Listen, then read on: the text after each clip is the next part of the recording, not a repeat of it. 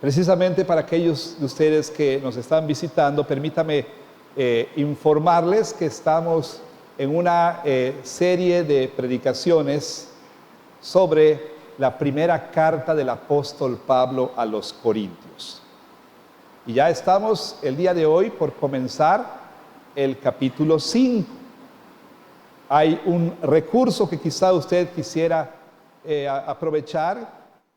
Los sermones son grabados tanto en audio como en video y usted los puede encontrar en nuestro sitio web que aparece ahí en el boletín. La dirección de nuestro sitio web está ahí en el boletín. Usted puede entonces ir a nuestra página y localizar ahí los sermones y podrá ponerse al día poco a poco si es que no ha estado anteriormente en la iglesia. Por alguna razón, porque tuvo que salir de viaje o por enfermedad, usted puede ir a esa página y encontrar entonces los sermones allí. Hoy vamos a iniciar dentro de nuestra exposición a la primera carta, o de la primera carta, mejor dicho, del apóstol Pablo a los Corintios. Vamos a iniciar una serie, una miniserie, mejor dicho, de sermones que tienen como tema general la disciplina eclesiástica. ¿Qué es disciplina eclesiástica? ¿Por qué? ¿Por qué debe haber disciplina eclesiástica? ¿Cómo esta debe ser conducida? ¿Cuál es la meta de la disciplina eclesiástica? En fin, preguntas como estas serán, espero yo, respondidas a lo largo de esta serie. Hasta el momento, pues, estoy pensando en por lo menos unos 4 sermones en esa serie sobre disciplina eclesiástica. Es decir, vamos a exponer en cierto detalle el capítulo 5 de Primera de Corintios. Entonces, por favor, abra su Biblia precisamente en Primera de Corintios capítulo 5 y vamos a leer los versículos 1 y 2. Ese será el texto del sermón del día de hoy. Le pido por favor que escuche una vez más la lectura de estos 2 versículos. Primera de Corintios, capítulo 5, versículos 1 y 2. La palabra del Señor dice: de cierto se oye que hay entre ustedes fornicación, y tal fornicación, cual ni aún se nombra entre los gentiles, tanto que alguno tiene la mujer de su padre, y ustedes están envanecidos. ¿No debieran más bien haberse lamentado para que fuese quitado de en medio de ustedes el que cometió tal acción? Así termina la lectura de la palabra de nuestro Señor. Que el Señor añada su rica bendición a la lectura y exposición de su santísima palabra. Amén. Oremos.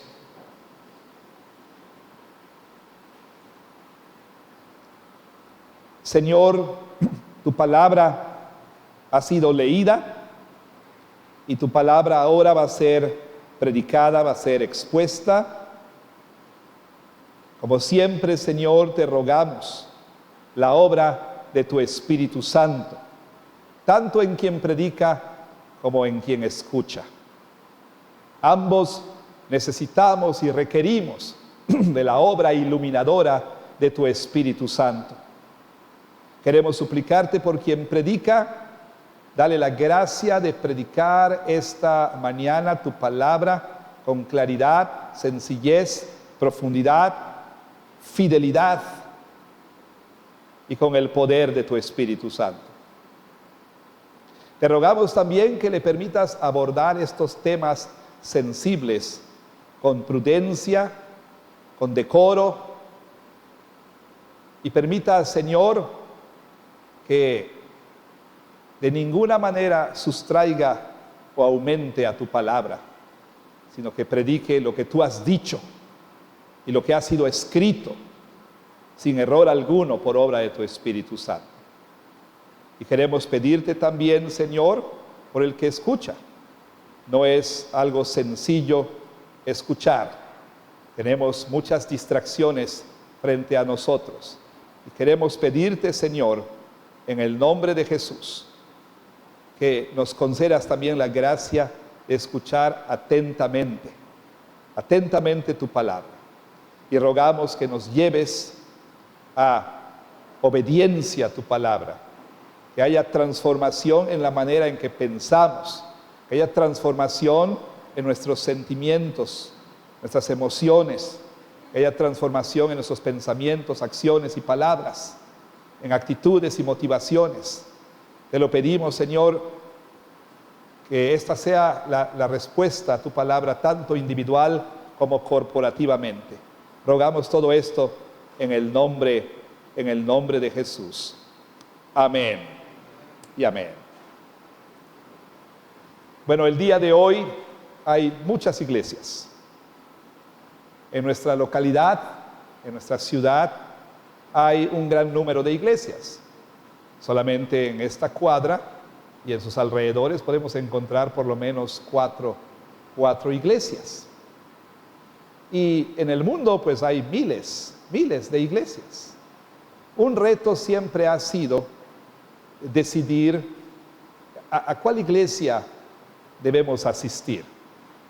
Y eso tiene que ver con el encontrar una iglesia que sea una verdadera iglesia. ¿Cómo reconocer una verdadera iglesia? Los llamados reformadores de la iglesia, me refiero a aquellos hombres en particular que el Señor usó para traer una reforma doctrinal y espiritual y moral a la iglesia, en lo que se conoce como la Reforma Protestante del siglo XVI, propusieron 3 marcas que nos permiten identificar a una verdadera iglesia. Estas marcas son las siguientes: la verdadera predicación de la palabra de Dios, es decir, la predicación del Evangelio, una predicación que consiste en exponer lo que la Biblia dice, lo que la Biblia enseña. Primera marca, la verdadera predicación de la palabra de Dios. En segundo lugar, los reformadores hablaron de otra marca, la cual es la correcta administración de los sacramentos, es decir, de esas ordenanzas que el Señor nos dio: bautismo y Santa Cena. Ahora, una iglesia en la que hay una verdadera una verdadera predicación de la palabra, pero en la que hay una incorrecta predicación de la palabra, una incorrecta administración de los sacramentos, no es una iglesia verdadera. Ahora, los reformadores no se limitaron a estas 2 marcas, como le dije, porque así como, si bien puede haber verdadera predicación, pero no una correcta administración, o puede haber una correcta administración, aunque es difícil, pero bueno, pudiera darse el caso de que haya una verdadera predicación de la palabra. Bueno, los reformadores pensaron que eso no sería suficiente. Hablaron de una tercera marca, y la tercera marca se conoce como la disciplina eclesiástica, el ejercicio fiel de la disciplina eclesiástica. ¿Y qué es disciplina eclesiástica? Bueno, si bien hemos de responder a esta pregunta en más detalle a lo largo de esta serie de predicaciones, por ahora permítame decirle de manera muy sencilla que la disciplina eclesiástica es la manera en que la iglesia trata con la realidad del pecado en el seno de la iglesia. Es la respuesta de la iglesia a la presencia del pecado en cualquiera de sus formas dentro del seno de la iglesia. Los reformadores, de hecho, insistieron en esta tercera marca de la iglesia. Puede haber una muy buena predicación de la palabra, los sacramentos pueden administrarse correctamente, pero si no hay disciplina en la iglesia, si el pecado se tolera, si el pecado se condona, entonces esa iglesia, así lo pensaron los reformadores, cesa de ser una verdadera iglesia. Insistieron, y en particular Juan Calvino, este célebre líder de la Reforma protestante, él insistió mucho en la necesidad de la disciplina eclesiástica. De hecho, Calvino tuvo que dejar su pastorado en Ginebra, y eso se debió a que, precisamente a su insistencia en la disciplina eclesiástica. Tuvo que irse de Ginebra, Suiza, debido a sus propuestas con respecto a la disciplina. Sin embargo, cuando le llamaron para regresar, 3 años después, él dijo: sí regreso, pero con esta condición. Aproximadamente esto en el año 1541. Yo voy a regresar con esta condición. Y lo puso de esta manera: yo nunca hubiera aceptado el ministerio a menos que me juraran, ¿sí?, que observarían estos 2 puntos: catecismo y disciplina. La enseñanza de la doctrina y disciplina. Pero en contraste con estos reformadores que insistieron en la necesidad de la disciplina en la iglesia para mantener la pureza de la iglesia, en contraste con estos reformadores que lucharon y se esforzaron para traer la disciplina una vez más a la iglesia, pareciera que la iglesia contemporánea está haciendo lo contrario. Pareciera que la iglesia contemporánea se está esforzando por sacar la disciplina de la iglesia. Hay un comentario interesante, y de hecho parte de él lo tienen ustedes en su boletín. Es un comentario que viene de Al Mohler, y Al Mohler es el presidente del seminario de la Convención Bautista del Sur. Es un comentario muy interesante que él hace, y ahí en su boletín le dije, usted puede encontrar la cita de Al Mohler. Él dice lo siguiente, dice así, permítame ser preciso. Dice que en la iglesia la disciplina eclesiástica está declinando. Y esto, dice él, es quizá el fracaso más visible de la iglesia contemporánea. Mohler dice, aquí parafraseando lo que dijo, que la iglesia ya no está más interesada en mantener la pureza de confesión, es decir, de confesión doctrinal o de estilo de vida. Y por esta razón, la iglesia contemporánea se ve a sí misma como una asociación voluntaria de miembros autónomos con una rendición de cuentas moral mínima, o sea, una rendición de cuentas a Dios con respecto a cuestiones morales muy mínima, y mucho menos una rendición de cuentas el uno al otro. De hecho, Mohler va un poco más allá y dice que la ausencia de la disciplina eclesiástica pues ya no es algo notable. Dice que ni siquiera es algo que,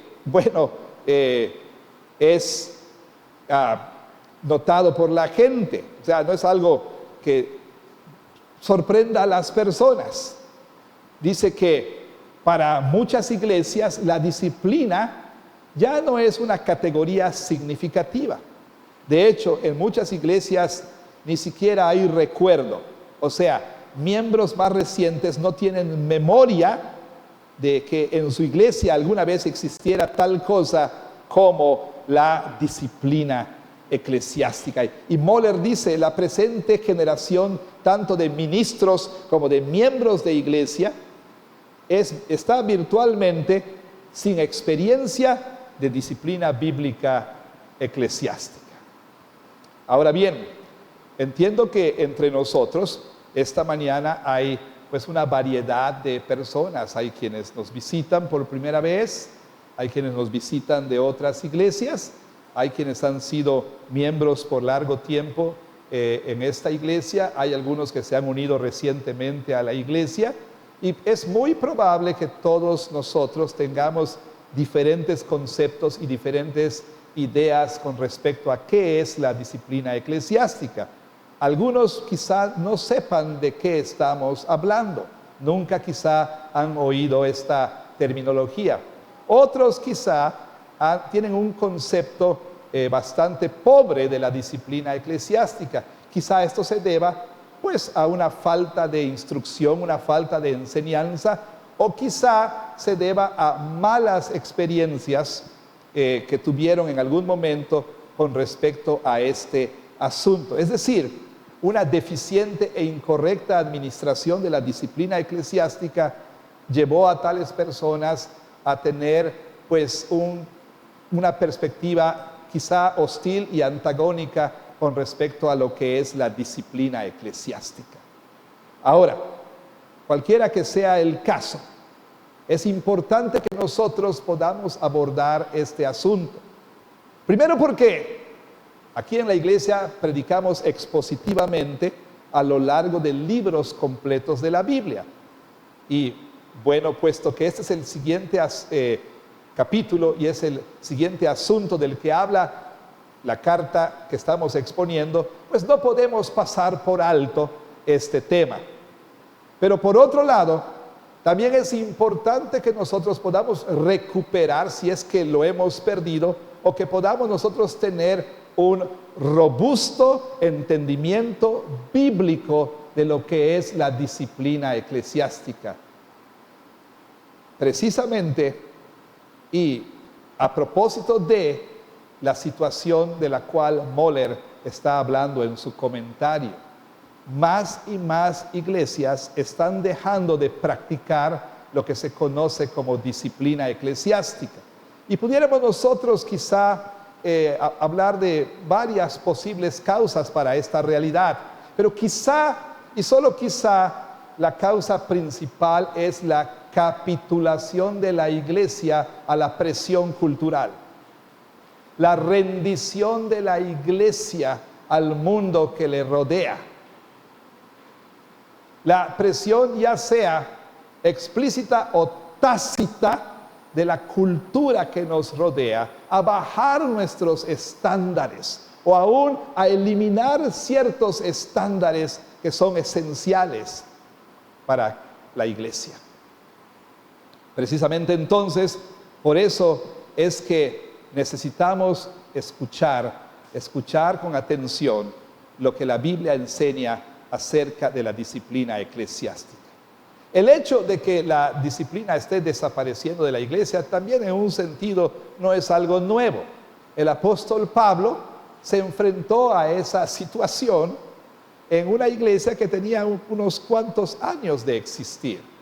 Me refiero a la iglesia que él fundó en la ciudad de Corinto. Pablo, así como escuchó de las divisiones y facciones que habían en esa iglesia, también escuchó de un problema muy serio en la iglesia, el cual él confrontó, el cual él abordó frontalmente, diligente y fielmente. Entonces nosotros esta mañana vamos a introducir el tema de la disciplina eclesiástica a partir de estos primeros 2 versículos de 1 Corintios 5, donde Pablo confronta a los corintios y donde él les llama a una respuesta apropiada. Y al hacerlo entonces, también nosotros seremos confrontados y también nosotros seremos llamados a responder apropiadamente a las situaciones que nosotros enfrentamos el día de hoy. ¿Qué estaba sucediendo en ese entonces? ¿Cuál es la situación que llegó a los oídos del apóstol Pablo? ¿Qué ocurría en la iglesia corintia? Oigan lo que dice el apóstol Pablo. Versículo 1 del capítulo 5. De cierto se oye que hay entre ustedes fornicación. De cierto se oye. Otras versiones traducen palabras más, palabras menos, como se ha reportado. Ha llegado a mis oídos, sería la idea. Vino a mí un reporte. Bueno, la idea es que en Corinto la gente hablaba de algo que estaba sucediendo en la iglesia. Note usted que dice el apóstol Pablo. El chisme del pueblo, dice, es que algo está pasando entre ustedes. De lo que la gente habla en las esquinas, en el mercado, al dejar a los hijos en la escuela, en la parada del autobús, en la oficina. Lo que es el trending topic en las redes sociales, dice el apóstol Pablo, es lo siguiente: se oye que entre ustedes hay fornicación. Ahora, Pablo usa una palabra que en español se traduce como fornicación. A veces la palabra se traduce como inmoralidad sexual. La palabra en griego es porneia, e inmediatamente ustedes pueden identificar que esta palabra es la palabra de donde tomamos nuestra palabra pornografía. Bueno, originalmente la palabra específicamente se refería al uso de prostitutas, pero también la palabra llegó, y sobre todo en círculos cristianos, a ser usada para designar cualquier relación sexual que no se conforma al diseño de Dios, al buen diseño de Dios para la sexualidad humana, o cualquier práctica sexual que transgreda precisamente lo que Dios ha establecido en su diseño, en su buen diseño para la sexualidad humana. Y por supuesto, esto incluye, pero no se limita a, relaciones sexuales antes del matrimonio, relaciones sexuales fuera del matrimonio en caso de aquellos que estén casados, es decir, adulterio. También tiene que ver con pornografía en todas sus formas y expresiones. Tiene que ver también la palabra con la homosexualidad o el llamado lesbianismo y cualquier expresión y práctica sexual que no se conforme, como dijimos, al diseño de Dios o transgreda los límites que Dios ha puesto. Y en fin, podemos mencionar varios ejemplos, por eso dije incluye, pero no se limita a. Ahora, así como en tiempos del apóstol Pablo, también nosotros tendríamos que, con dolor y con profunda tristeza, si no sabemos saber, y si lo sabemos, como dije, lamentarnos, porque también el día de hoy también se oye en la sociedad, se oye entre los no creyentes, ¿verdad?, que en la iglesia también, o en las iglesias en general, también hay inmoralidad sexual. Debo decir algo muy importante. En un sentido, no debiera sorprendernos que en las iglesias exista la práctica de pecado. Y esto por dos razones, que de ninguna manera pretendo usar como justificante o como atenuante o como una muleta, por así decirlo. La primera de las razones es que no es lo mismo profesar fe que poseer fe. Y en la iglesia hay personas que profesan tener fe, pero que no poseen fe salvadora, esa fe transformadora, esa fe que, por supuesto, lleva todas las áreas de la vida a estar bajo el señorío de Cristo, incluyendo, por supuesto, la sexualidad. Y entonces, para decirlo de manera muy sencilla, en la iglesia hay personas que han experimentado lo que la Biblia llama el nuevo nacimiento, es decir, para decirlo de manera más técnica, el ser regenerados por la obra del Espíritu Santo, ¿sí? Y entonces, si bien están físicamente presentes en la iglesia, todavía están muertos en sus delitos y pecados. Entonces, primera razón por la cual no debiera sorprendernos que en la iglesia haya o exista la presencia de pecado, es que no todos en la iglesia son verdaderos creyentes. Y número dos, La otra razón es que aún los verdaderos creyentes no son el producto terminado. Todos estamos en un proceso que la Biblia llama santificación, un proceso gradual y progresivo en el que paulatinamente estamos muriendo más y más a la vieja naturaleza y paulatina y gradualmente nosotros estamos creciendo en la nueva naturaleza. Aún los verdaderos cristianos todavía enfrentan los restos del pecado que están en ellos y todavía pueden cometer pecado. Entonces, no debiera sorprendernos que en la iglesia haya pecado. Pero sí, hermanos, si bien no debiera sorprendernos, tampoco nosotros debiéramos tener una actitud incorrecta al respecto, como veremos un poco más adelante. Se oye, dice el apóstol Pablo, que entre ustedes hay porneia, hay inmoralidad sexual. Y tristemente, se oye en general con respecto a que en el seno de las iglesias hay inmoralidad sexual. Digo, las estadísticas son obsoletas cuando estas se publican, pero le menciono 2 o 3 para que usted tenga una idea de lo que sucede. Datos recabados en encuestas e investigaciones muestran que un porcentaje significativo de evangélicos profesantes son fornicarios practicantes. En otras palabras, practican algún tipo de inmoralidad sexual, más del 40%. Por otro lado, más del 54% son usuarios habituales de pornografía. O sea, no estoy hablando de personas fuera de la iglesia, estoy hablando de personas que profesan ser creyentes y que muy probablemente pertenezcan o asistan a una iglesia evangélica. En otros estudios se reveló que 35% de los miembros de la iglesia están enfrascados en alguna forma de affair extramarital. 42% de los pastores protestantes han aconsejado parejas que están lidiando con el adulterio. El adulterio es citado como la razón para el divorcio en más o menos el 20 al 27% de los casos dentro de la iglesia.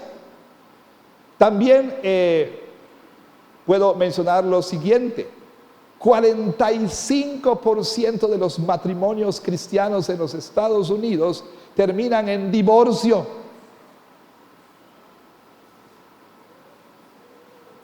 Y el índice de divorcio entre los cristianos evangélicos es ligeramente más alto que el promedio nacional en los Estados Unidos.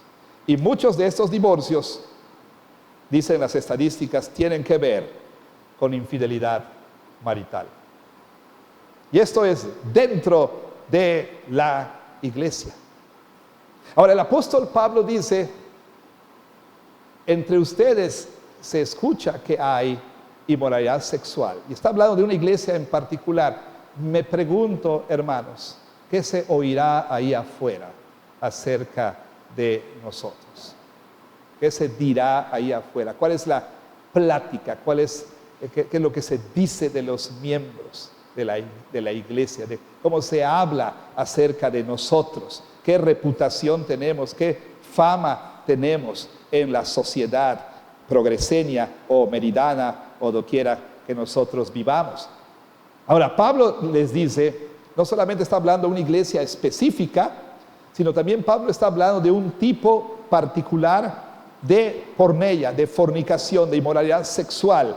Él la describe como una fornicación que ni siquiera los gentiles, dice, o sea, ni siquiera los paganos, ni siquiera los no creyentes están dispuestos a tolerar. Dice Pablo, tanto que alguno tiene la mujer de su padre. Es decir, una relación incestuosa. Ahora, este tipo de relaciones, por supuesto y por cierto, está explícitamente prohibida en la Torá o en la ley. Leímos un pasaje en nuestra primera lectura, ¿se acuerda usted? Un pasaje del libro del Levítico, donde explícitamente se condena el incesto. Ahora, esta relación incestuosa de la que habla el apóstol Pablo aquí es una relación particular, pues no era que este hombre dentro de la iglesia estaba durmiendo con su madre, sino con la mujer de su padre, o sea, con su madrastra. En esos tiempos, como sucede todavía el día de hoy, era una costumbre común que hombres al enviudar o al separarse de sus mujeres tomaran nuevas esposas, y normalmente tomaban esposas muy jóvenes, tan jóvenes que tenían la edad del hijo mayor, o quizás hasta más jóvenes que el hijo mayor de la persona que se casaba con ellas. O sea, si usted pensaba que eso de sugar daddy algo nuevo, no es realmente algo nuevo.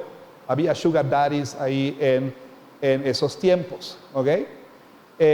Y entonces, pues digo, no deje que su imaginación vuele, pero imagínese la presencia en casa de una madrastra más joven que el hijo mayor, quizá de buen ver, la tentación que eso representaba. Digo, no estamos justificando nada, pero hablo de la realidad de la tentación que eso podía representar para el hijo o los hijos. Máxime si esta fuera una mujer, y no estoy siendo misógino, pero bueno, que no tuviera recato alguno en cuanto a moralidad, o por supuesto que el hijo también insistiera, etc. El caso es que es muy probable que esto era lo que estaba sucediendo. Y por otro lado, también es muy probable que esa mujer no fuera cristiana. ¿Y cómo lo sabemos? Porque Pablo no se molesta en lo absoluto en dar instrucciones con respecto a ella. De hecho, él al final del pasaje dice con toda claridad, dice, yo no tengo, para mí, no hay ninguna responsabilidad, ni tengo por qué juzgar a los que están afuera. A los que están afuera, Dios los va a juzgar. Los que están dentro de la iglesia es quien deberíamos enfocarnos. Por lo tanto, Pablo no presta atención a esta mujer no cristiana, sino aborda a aquel que se llamaba cristiano, a una persona que era conocida como un hermano en la fe. Algunos que comentan sobre el texto, insisten que era probable que este hombre que estaba cometiendo este acto tan vil era un hombre pudiente e influyente en la sociedad y también en la iglesia, ¿sí? Que tenía medios económicos y que de alguna manera era un benefactor de la iglesia. No tenemos seguridad de que esto fuera así, pero ese es el comentario que se da entre quienes han estudiado este texto. Y algo más que es pertinente observar aquí. Esto no fue una relación como describiera la profetisa, una noche de copas, una noche loca. O sea, no, María Conchita Alonso. No estamos hablando de que fue una noche de copas, una noche loca, un asunto que fue un resbalón y nada más. No fue un encuentro casual, una llamada a Tinder. No fue algo así. El verbo que se traduce como tiene, se oye que alguien tiene la mujer de su padre, es un verbo que está en el presente, y el presente en griego es un presente progresivo, es una acción continua. Una traducción más literal sería alguien que está teniendo a la esposa de su padre. Era una relación que estaba, digámoslo así, en proceso, desarrollándose frente a los ojos de los corintios. Entonces Pablo les confronta con esto. Pablo no ignora lo que está sucediendo, toma acción inmediata, toma cartas en el asunto. Esto me lleva a preguntarme, hermanos, ¿qué hacemos nosotros cuando se oye en algún lugar que algo está sucediendo en la iglesia?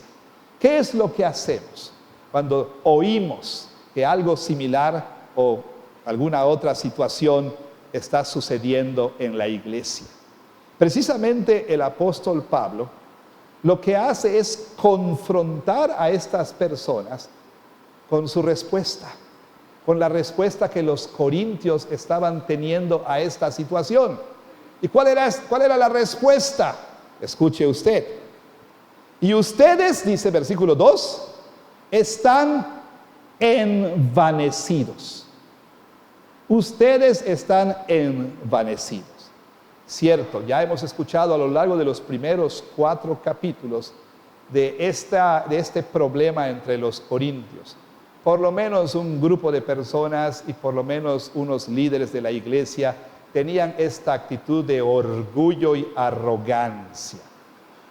Muchos de ellos se consideraban superiores a los otros en la iglesia, o consideraban que el líder que ellos seguían era superior a los líderes que otros seguían, o consideraban que su liderazgo era superior a todos los demás liderazgos, incluyendo el del apóstol Pablo. Había esta arrogancia, este orgullo espiritual, quizá también alimentada por el hecho de que algunos tenían dones espirituales espectaculares. Pero muy probablemente este orgullo y arrogancia fluía de la enseñanza que ellos habían decidido abrazar en lugar del evangelio, es decir, sabiduría humana que habían aprendido de los filósofos y oradores externos y también de algunos de sus líderes que habían sido influenciados por sabiduría humana. Y entonces su manera de vivir estaba siendo informada y su manera de vivir era dictada por los valores del mundo, las creencias del mundo, las ideas del mundo, las filosofías del mundo, y no por la enseñanza de la palabra de Dios. Y estos estaban envanecidos. Pero Pablo les confronta y les dice: esto está sucediendo entre ustedes. Hay tal fornicación que ni aún los griegos y los romanos, en toda su laxitud y displicencia, ni ellos, que eran bastante inmorales, toleraban una situación así. Hay escritos de historiadores y de poetas y oradores romanos que obviamente critican y condenan la práctica del incesto.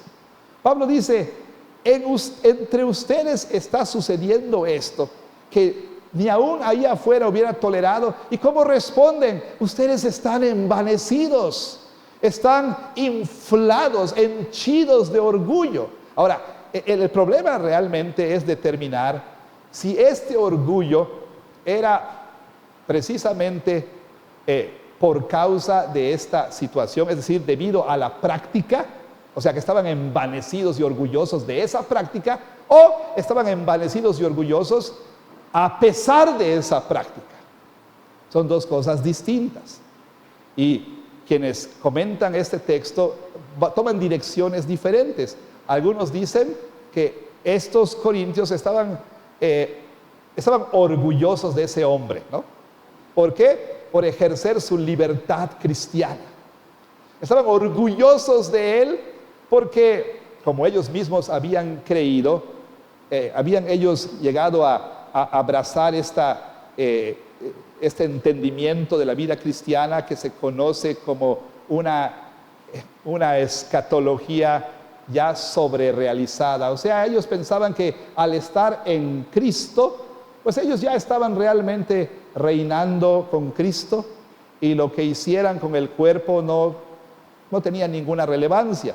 Bueno, algunos piensan entonces que los corintios estaban orgullosos de esta persona que podía ejercer sin problema alguno su libertad en Cristo. Pero otros comentan que lo más probable es que el orgullo que estos estaban demostrando no era porque, sino a pesar de. ¿En qué sentido? O sea, ellos pensaban que a pesar de esta práctica, a pesar de que había esta situación en la iglesia, todavía seguían siendo una grandiosa iglesia. todavía estaban orgullosos de su iglesia. Debo decir que ambas posturas tienen bastante soporte, pero pensemos en esta segunda, en esta actitud de, bueno, sí hay un pecado ahí, pero eso no afecta la clase de iglesia que somos. Somos una iglesia donde hay muchos dones espirituales, decían ellos. Somos una iglesia de prestigio. Somos una iglesia que tiene una sabiduría superior. Somos una iglesia que tiene recursos. Somos una buena iglesia. Y esto realmente no afecta en nada. Bueno, quizás nosotros pudiéramos también decir, a lo mejor hay un pecado, a lo mejor alguien está en inmoralidad sexual, pero eso no afecta a nuestra iglesia porque somos una iglesia con sana doctrina y administramos correctamente los sacramentos y tenemos orden litúrgico y somos una iglesia también que hace muy bonitas y buenas actividades, tenemos varios programas para niños, jóvenes y adultos. Aún así, seguimos siendo una gran iglesia y no hay que preocuparnos por nada. Pero el apóstol Pablo les dice, esa es la respuesta por demás incorrecta.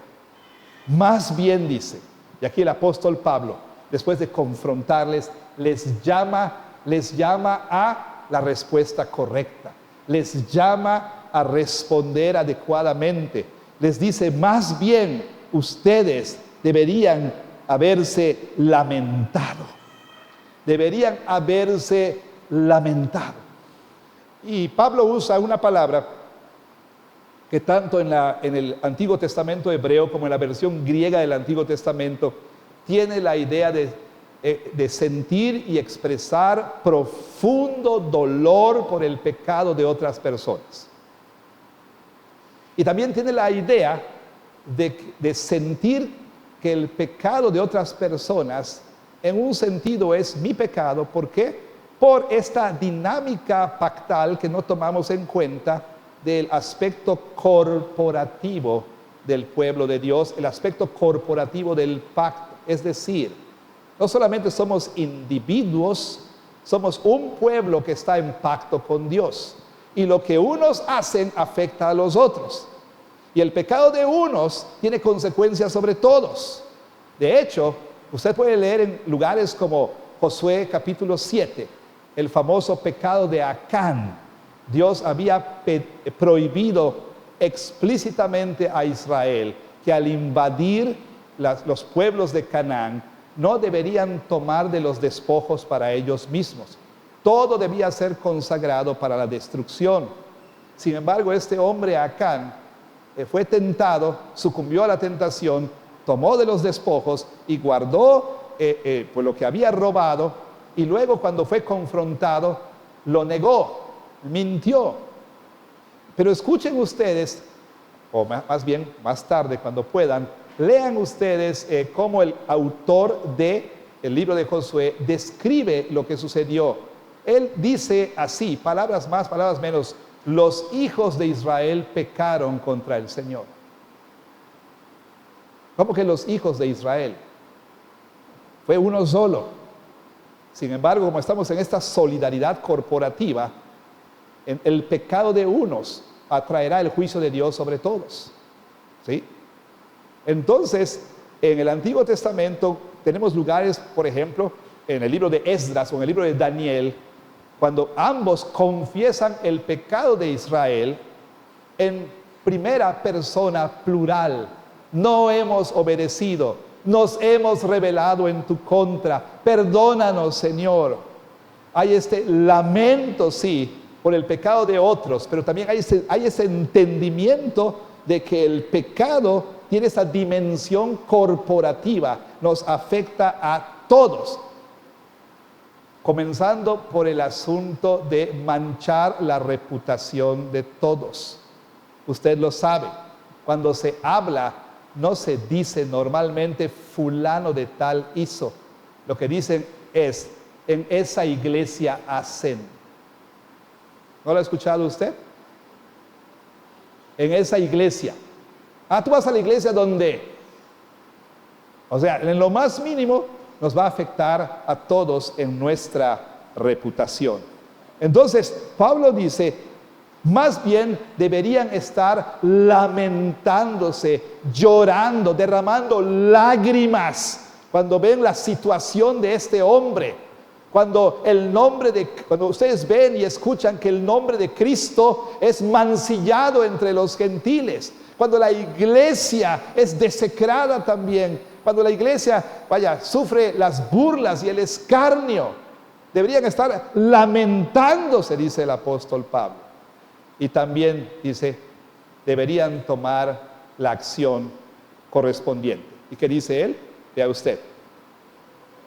Versículo 2. Para que fuese quitado de en medio de ustedes el que cometió tal acción. ¿Cuál es entonces el curso de acción apropiado y correspondiente?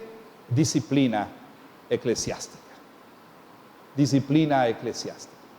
Es decir, este proceso que tiene como propósito el vindicar el nombre de Cristo, el purgar a la iglesia de pecado, preservar la pureza de la iglesia y también restaurar al ofensor. Aquí Pablo nos está dando el punto final de la disciplina, a lo que se conoce como excomunión o expulsión.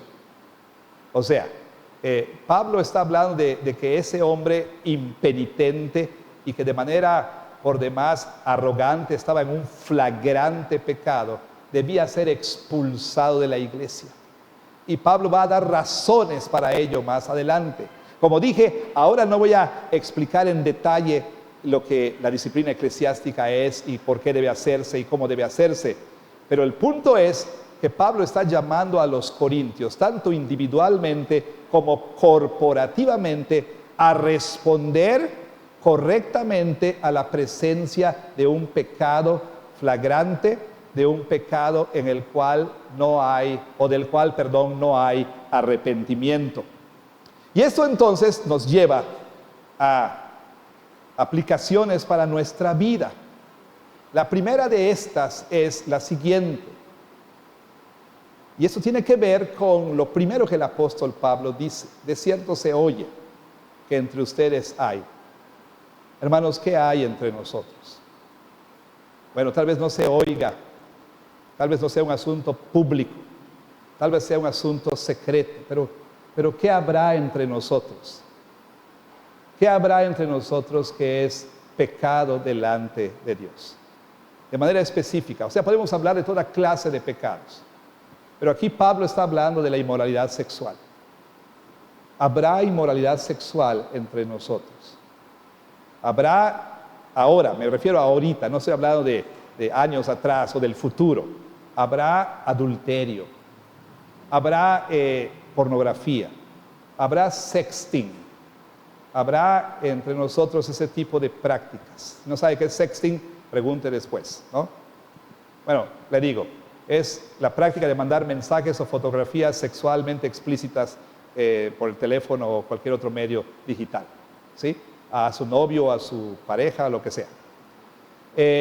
Habrá ese tipo de prácticas entre nosotros. Habrá novios que están, si no durmiendo ya con sus novias, pero sí en prácticas como caricias que no son apropiadas para una relación como tal. Habrá entre nosotros el flirteo del hermano con su compañera de trabajo. Habrá entre nosotros, y puedo seguir y seguir y seguir. Si es así, en el nombre de Jesús, le estoy llamando y te estoy llamando a arrepentirte de tu pecado, a abandonar tu pecado, a confesar tu pecado y a buscar ayuda. Hoy mismo. Acaba con esa práctica, acaba con esa relación. Busca ayuda hoy mismo. Es por tu propio bien y por el bien de la iglesia. Entonces, ¿qué habrá entre nosotros?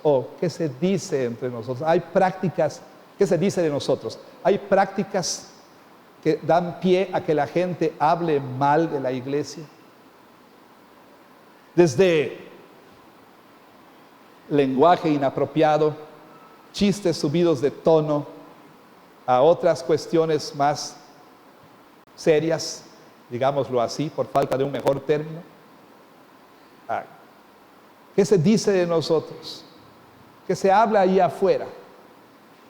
También nos llamo a todos nosotros, hermanos, a terminar con cualquier práctica que esté dando pie a que la gente hable mal de la iglesia y que mancille el nombre de nuestro Señor Jesucristo. Que traiga burla al Señor y a su iglesia. Pero número 2, ¿cómo reaccionamos nosotros? Y aquí hay un continuo: indiferencia, orgullo y todo lo que está en medio. ¿Cómo reacciona usted ante el pecado de su hermano? ¿Cómo reacciona cuando se entera que algo está sucediendo? ¿Es indiferente? ¿O de plano usted, como los corintios, se jacta de que somos una iglesia tan doctrinal, tan litúrgica, tan buena, tan lo que usted quiera, que eso no representa ningún problema? Se jacta tal vez de que, bueno, ese se atrevió a usar su libertad cristiana. O responde usted con lamento, con tristeza, con dolor, con lágrimas ante el pecado de otras personas. Y número 3, ¿qué curso de acción sigue usted? Usted dirá, bueno, pastor, pero eso de la disciplina no tiene nada que ver conmigo, es asunto del consistorio, o sea, no es mi asunto. Yo no tengo por qué meterme en esas cosas. No soy anciano, no soy oficial de la iglesia, no soy pastor. Bueno, déjeme sugerirle que tal vez quiera usted reconsiderar tal cosa, porque quien es el autor de lo que se conoce como disciplina eclesiástica, o sea, el Señor Jesucristo, nos dejó un proceso muy claro, muy explícito, para que nosotros siguiéramos para tratar con la presencia de pecado en la iglesia. ¿Ok? Y Jesús nos dice en Mateo 18, nos da este proceso que consiste en los siguientes pasos. Número 1, si tu hermano peca o peca contra ti, cualquiera que sea el caso, ignóralo. Háblalo con otros. No. Jesús dijo, ve tú y en privado reprende a tu hermano. Esa es responsabilidad de todos nosotros. A eso se le conoce como disciplina informal. Hermanos, ¿para qué queremos nosotros hacernos? Como dice el versículo, no os hagáis. Todos sabemos, o algunos sabemos, o unos cuantos saben que alguien aquí está haciendo algo. Pero en lugar de ir y reprenderle, decidimos ignorar o decidimos hablarlo con otros, contárselo a otros, chismear al respecto, para ser más claro. Nuestra responsabilidad es ir y confrontar a la persona con su pecado. Si te escucha, dice el Señor Jesús, si te escucha, has ganado un hermano. Pudiste cortar el pecado cuando estabas brotando, cuando estabas saliendo. Si no te escucha, dice Jesús, segundo paso, toma 2 o 3 testigos y regresa y repréndele otra vez. Si te hace caso, bendito sea Dios, ahí acabó. Si no te hace caso, paso número 3, dilo a la iglesia. ¿Y qué es decirlo a la iglesia? Lo hemos dicho en otras ocasiones. Bueno, ciertamente decirlo a la iglesia no es que usted en el momento de los avisos diga, tengo un anuncio, pastor. La semana pasada yo vi a fulano de tal que estaba haciendo esto y estaba haciendo esto con esta persona. Ya lo dije a la iglesia. No, dilo a la iglesia habla con la autoridad de la iglesia. Ya hablé con el hermano, no me hizo caso. Repetidas veces lo llamé al arrepentimiento, no me hizo caso. Ya llevé testigos, no nos hizo caso. Una y otra vez nos rechazó. Ahora entonces la disciplina informal se vuelve formal. Es cuando los ancianos de la iglesia ya toman el caso y entonces ahora oficialmente llaman a esta persona al arrepentimiento. ¿Y qué sucede si no oye? Cuarto paso, dice Jesús, tenlo por gentil y publicano. Lo que Pablo dice aquí, expulsar a tal persona de la iglesia. Pero esto es el último recurso. Y como veremos, esto se hace aún con la esperanza de que viéndose fuera de la iglesia, la persona sea llevada al arrepentimiento. Ahora, ¿qué hace usted? ¿Qué curso de acción toma? ¿Se lamenta por el pecado de otras personas? ¿Se lamenta que en la iglesia haya pecado? Y número 2, toma el curso de acción apropiado, ejerce lo que se conoce como disciplina eclesiástica, aunque de manera informal, o simplemente usted prefiere la indiferencia, simplemente usted decide no hacer nada. Ahora, el llamado también a la iglesia, a los líderes de la iglesia, ¿qué debe hacer? ¿Qué debe hacer la autoridad de la iglesia ante la presencia de pecado? Número 1, también lamentar que haya pecado. Y número 2, ser diligentes en ejercer la disciplina que el Señor encomendó a la iglesia. Dice nuestras confesiones que el Señor Jesús entregó las llaves del reino a la iglesia. Unas llaves abren la puerta, la predicación del evangelio. Las otras llaves cierran la puerta, la disciplina eclesiástica.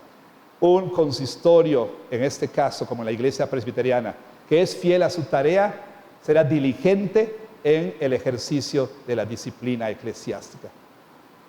Pero por el contrario, cuando de manera individual o de manera corporativa o de manera oficial la iglesia rehúsa, la iglesia hace a un lado su responsabilidad de ejercer disciplina, esta es una iglesia que se pone en el camino a convertirse en cualquier cosa, pero menos en la iglesia. Así entonces, ese es el llamado del Señor para nosotros. Pensemos, ¿qué se oye ahí afuera acerca de nosotros? ¿Qué hay entre nosotros? ¿Hay algún pecado que es de conocimiento de nosotros, que estamos tolerando, ya sea individualmente o como iglesia? ¿Estamos respondiendo adecuadamente? El Señor nos dé la gracia. El Señor nos dé la gracia de responder como debemos responder, y que la iglesia, todos nosotros y sus autoridades, tomemos con absoluta seriedad el preservar la pureza de la iglesia. Que Dios bendiga su santísima palabra. Amén.